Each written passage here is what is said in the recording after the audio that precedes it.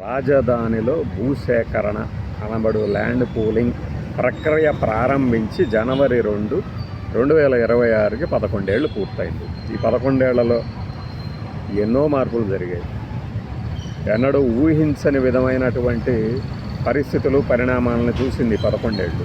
ముఖ్యంగా ఆ ప్రాంతంలోని రైతులు అనేవాళ్ళు, అక్కడ వ్యాపారవేత్తలు, అక్కడ మన సాధారణ కూలీలు, రాజకీయ నాయకులు కొత్తగా ఎమర్జ్ అయ్యారు.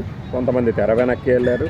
అయితే అప్పుడు ఏదైతే భూసేకరణ అని ప్రారంభించారో ఆ ప్రక్రియ ఎప్పటికీ నడుస్తున్నట్టునే విధి విచిత్రంగా చెప్పుకోవాలి మనం.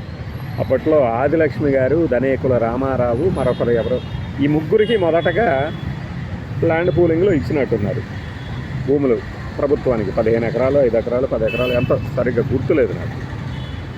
11 ఏళ్ళు అయింది. అప్పట్లో మంత్రి నారాయణ గారే అదే మంత్రి ఇప్పుడు ఉన్నారు. అప్పట్లో ఆయన 3 ఏళ్లలోగా పూర్తి చేస్తామన్నారు. పైగా కరకట్ట రోడ్డు విస్తరించి జాతీయ రహదారికి అనుసంధానం చేస్తాము 3 ఏళ్లలోపు అన్నారు. అది ఇంకా పూర్తయినట్లేదు. If I am not wrong, sorry. ఇప్పుడు మళ్ళీ భూసేకరణ, రెండో దశ భూసేకరణ వచ్చింది. రెండో దశ కూటమి పాలన వచ్చింది. అప్పట్లో కూటమి అనే పేరు పెట్టుకోలేదు. ఇప్పుడు ఎందుకు పెడుతున్నారు కూటమి అని? ఎన్డీఏ గవర్నమెంట్ అంటున్నారు, గట్టిగా అంటున్నారు. టీడీపీ ప్రభుత్వం అనట్లా. సరే, ఈ మార్పులన్నీ కాలక్రమంలో వస్తే 14లో ఉన్న చంద్రబాబు గారే ఇప్పుడు ఉన్నారు. అదే మోడీ గారు అక్కడ ఉన్నారు, ఇప్పుడు ఉన్నారు. రైతులు అక్కడే ఉన్నారు, మనం ఇక్కడే ఉన్నాం.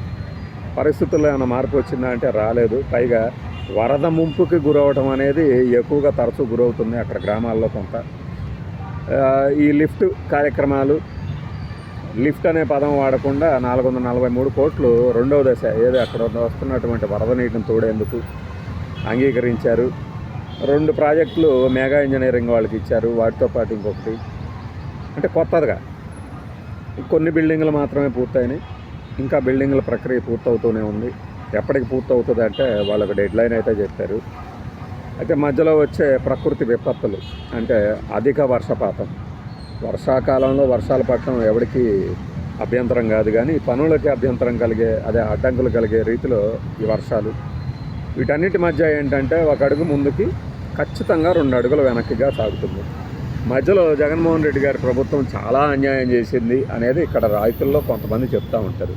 కొంతమంది అదేమీ లేదు, ఆయన ఫ్లాట్లు ఇస్తామన్నారు, అలానే కావాలంటే కాదు కవులు వేశారు అంటారు. వాస్తవాలు నిజంగా ఎవరైతే భూములు ఇచ్చారో వాళ్ళకే తెలుసు. డబ్బు తీసుకొని కూడా నింద వేశారు అంటే అది రాజకీయ కుట్రలో భాగమే. లేదా ఇవ్వలేదు అంటే దానికి రాజకీయ ఫలితం అనుభవించాడు. అయితే ఒకటి, జగన్మోహన్ రెడ్డి గారి మీద 2024 ఎన్నికలకు ముందు ఏ స్థాయిలో అయితే వ్యతిరేకత ఉందో వీళ్ళలో, ఆ స్థాయిలో ఇప్పుడైతే లేదు. అలాగని సానుకూలత ఉందంటే సానుకూలత లేదు. ఎందుకు ఆయనదోలే, ఎందుకు మనం ఎందుకు ఆయన మీద ఎందుకు పడి ఆడవాలి అన్న ఇదైతే ఉంది. ఎందుకంటే ఈ ప్రభుత్వం వచ్చి 18 నెలలైనా కూడా ప్రకటనలు, హామీలు, భరోసాలు తప్పితే మరొకటి కాదు. అతి పెద్ద విషాదం ఏంటంటే పాపం ఆ రామారావు గారు, దొండపాటి రామారావు గారు చనిపోవటం. వాళ్ళు దాన్ని గుర్తించకపోవచ్చు, విషాదం అని. గుర్తించే వాళ్ళు గుర్తిస్తారు. అది ఇచ్చిన దాన్ని ఎక్కడో చెరువు కింద ఇచ్చారు, తర్వాత ఇప్పుడు ఇల్లు తీసుకుంటామంటున్నారు, ఏం చేయమంటారు అని చెప్పేసి కూర్చుంటే కూల్గా మాట్లాడేసి కుప్పగోల్ని అని హెడ్డింగ్లు పెట్టిన ఎదవలు ఉంటే ఎందుకు గుర్తిస్తారు ఇది విషాదం కింద? ఎందుకంటే వాళ్ళ కుటుంబాల్లో జరగలేదు కదా ఇది. ఈ ప్రక్రియలో వీళ్ళేమో అంటే కొంత అలవిమాలిన కోరికలు కూడా ప్రతి దాంట్లో వీళ్ళ ప్రాతినిధ్యం అంట. మీకు తెలియదు ఏంటంటే చంద్రబాబు నాయుడు గారు ఇంకా చాలా ఓపికగా ఇక్కడ రైతుల్ని గౌరవిస్తూ ఆయన గౌరవం తీసుకుంటూ ఉన్నాడు. ఒక దశలో ఇప్పుడు ఈ రైతులందరూ ఇచ్చేశారు, వాళ్ళకి ఏమి ఇవ్వాలో వీళ్ళు సెట్ చేస్తున్నారు. అది చేసిన తర్వాత కూడా ఇంకా వీళ్ళు గౌరవంగా అంటే అదే చెప్తుంది, చంద్రబాబు నాయుడు గారు చాలా ఓపికగా ఉన్నారు కాబట్టి. లేదంటే మీకు ఇవ్వాల్సింది ప్రభుత్వ పరంగా ఇస్తారు అంతే అని చెప్పి దులుపుకోవచ్చు. బట్ అది అలా కాదు. ఎందుకంటే ఈ సెంటిమెంట్ని పెంచి పోషించింది వాళ్లే కాబట్టి ఇప్పుడు వ్యతిరేకంగా మాట్లాడితే సోషల్ మీడియా ఈ చిన్నదాన్ని కూడా చాలా పెద్దదిగా చూపిస్తారు కాబట్టి. ఇది 11 ఏళ్ళలో జరిగింది. రాబోయే రోజుల్లో ఏం జరుగుతుందనేది మనం అందరం ఈ కాల పరిణామాలకి సాక్షిభూతంగా నిలవబోతున్నాం. 11 ఏళ్లలో ఏం సాధించారనేది టీడీపీ కూటమి నేతలు వాళ్ళకి వివరిస్తారు.